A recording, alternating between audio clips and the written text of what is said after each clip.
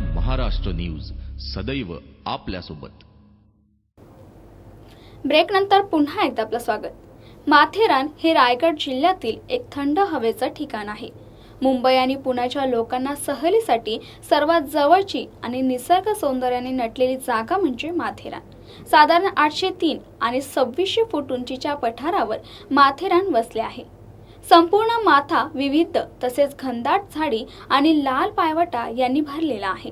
येथील पठाराची बरीचशी टोके तसेच पूर्व, पश्चिम आणि दक्षिणेकडील कडे कोसळले आहेत।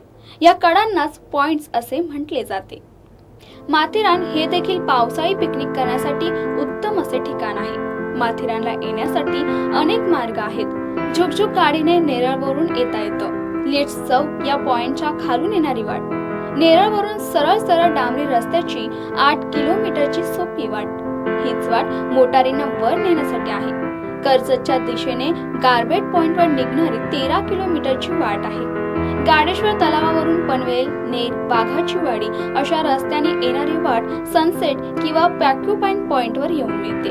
ही वाट साधारण 19 किलोमीटर आहे।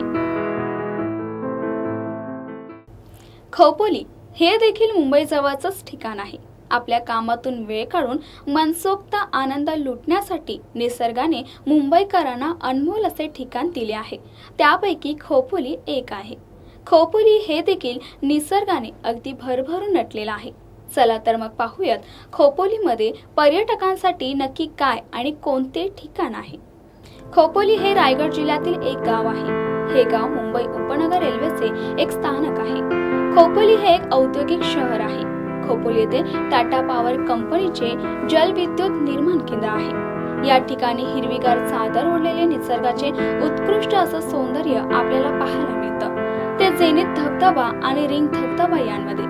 तसेच खोपोली येथे प्रसिद्ध असे गगनगिरी महाराजांचे मठ देखील पर्यटकांसाठी उत्कृष्ट असे ठिकाण आहे, जेथे पर्यटक रोजच्या धावपळीच्या आणि कटकटीच्या दुनियेतून बाहेर पडून या ठिकाणी येऊन मनसोक्त आनंद लुटत असतात। खोपोली या ठिकाणी जाण्यासाठी पर्यटकांसाठी मध्य रेल्वेची सुविधा आहे। येथे जाण्यासाठी खोपोली स्टेशनच्या पश्चिम बाजूला उतरल्यास झेनिथ धबधब्याजवळ जाण्यासाठी 2 प्रकारच्या मार्गाने जाऊ शकतात। एकतर पर्यटकांनी चालत जाऊन आनंद लुटू शकतात आणि दुसरं म्हणजे तेथेच पर्यटकांसाठी ऑटो रिक्षाची सोय उपलब्ध आहे।